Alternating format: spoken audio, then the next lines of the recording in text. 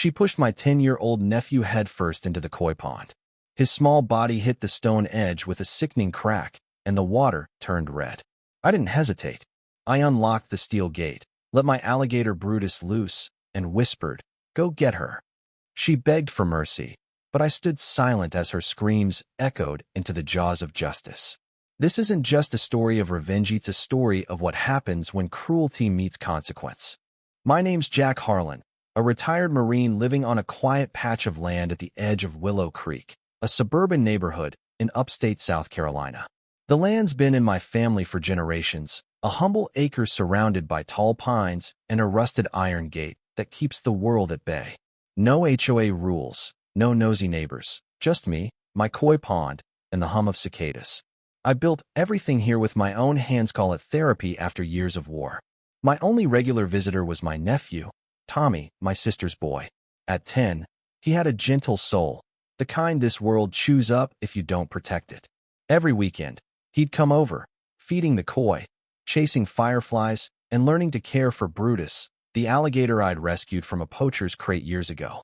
Brutus was like a dog with scales, loyal and calm until he wasn't. Then she arrived. Margaret Voss, the new HOA president, stormed onto my property like a hurricane in high heels. Her perfume choked the air, her clipboard screamed authority, and her eyes judged every inch of my land like it was a blight on her perfect suburb. "This property disrupts the community aesthetic," she declared, pointing at my weathered gate. "It violates Section 3C of Willow Creek bylaws. It needs to go." I stepped close, my voice low. "This isn't your community. It's my land. You've got no power here." Her smile twitched, but she didn't back down. Margaret wasn't after compliance, she was after control, the kind that festers in people who've never built anything but love to tear things down. She left that day, but her eyes promised trouble. 3 days later, she was back, measuring tape in hand, smirking like she owned the place. She didn't knock, just waltzed in, eyeing my koi pond and the wild grass Tommy, and I left for the fireflies. "No symmetry, no compliance," she muttered, scribbling notes. "You're trespassing," I said, stepping off the porch. "Leave." She didn't flinch. "As HOA president, I can evaluate properties impacting our aesthetic. This pond drains into our storm system. It's a shared resource." I cut her off. "This is mine. Cross that gate again, and we're done talking."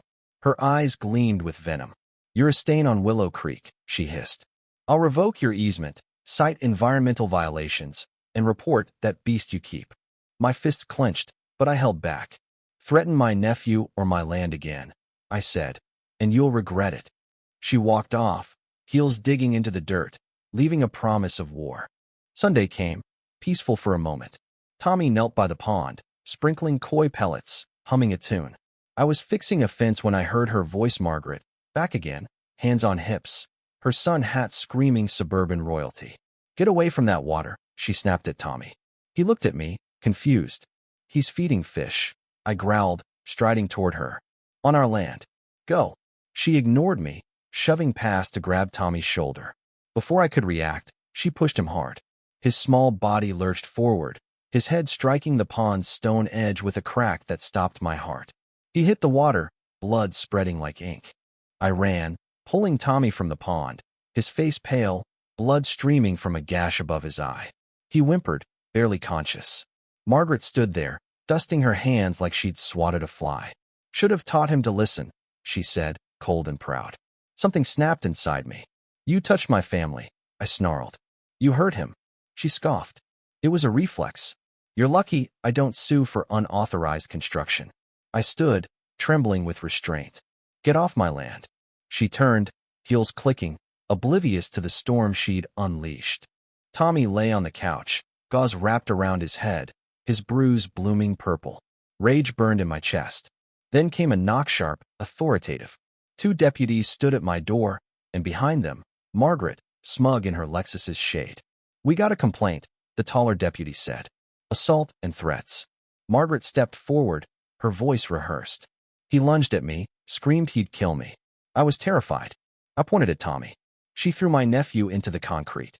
"Look at him, 10 years old, bleeding, barely breathing." She shrugged. "Ponds are slippery. He shouldn't have been there."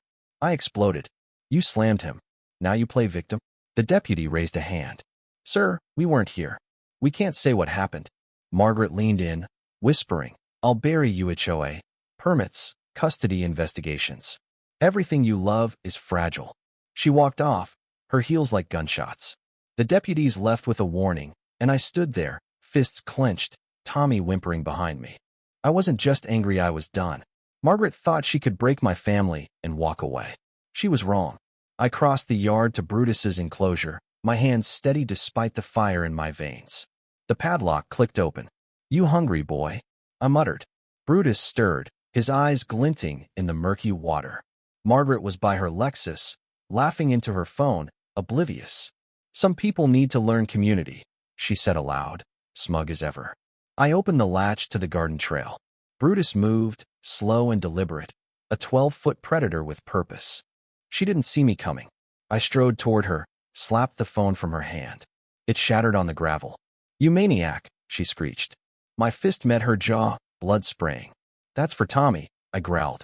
She stumbled, reaching for her purse, but I grabbed her collar, driving my knee into her gut. She collapsed, wheezing. You think rules protect you when you hurt kids? I spat. She crawled, sobbing. I'll ruin you. I yanked her up, throwing her against the garden bench. Wood splintered. She screamed. You're an animal. I leaned over her, blood on my knuckles. You haven't met the animal yet. Then came his slow, ancient. Brutus emerged, his massive form slithering from the treeline. Margaret froze, eyes wide. What is that? She stammered. Call animal control. I stood cold. You already did. He's here. She tried to run, but her heel snapped, and she fell, face scraping stone. Brutus closed in, jaws open, teeth like rusted knives. Please, she sobbed, mascara streaming. Did Tommy get to beg? I asked. Her scream split the air as Brutus lunged, clamping her leg. The crunch was like branches in a storm. He spun, dragging her into the pond.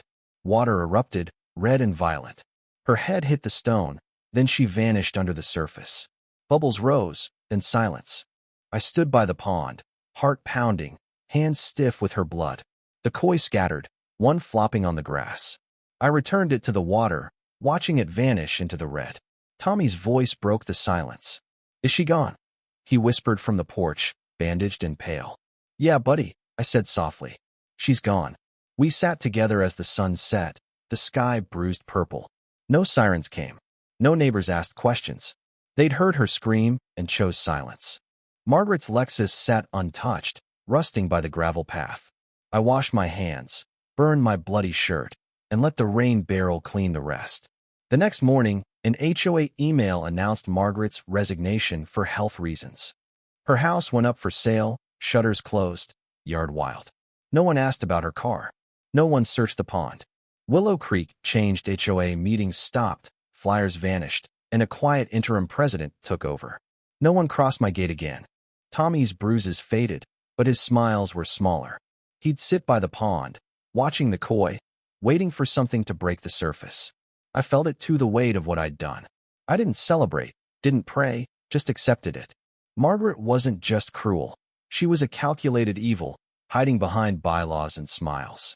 You don't fight that with letters. You drag it to the water and let nature settle the score. Brutus stayed in the pond, a silent guardian. Sometimes, I'd hear a splash at night, a reminder he was there, watching. My land was ours again, mine, Tommy's, the koi's. Silence returned, not out of fear, but peace. Margaret thought power came from rules.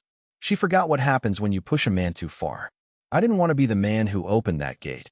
But when someone hurts your family, you don't wait for justice, you make it. This isn't about violence. It's about protecting what matters. Margaret wasn't a monster with claws, she was worse, a bully with a clipboard who thought she was untouchable. But no one's untouchable when they hurt a child. So, I ask you, was I wrong to unleash Brutus, or was Margaret the real monster? Comment below, say yes, if you think calm strength is enough, or no, if some evils deserve to be dragged into the light. Share your thoughts. When does justice demand action, and when does silence become complicity? Like and subscribe if this story hit you hard, and share it with someone who needs to hear that bullies, in heels or suits, always meet consequences.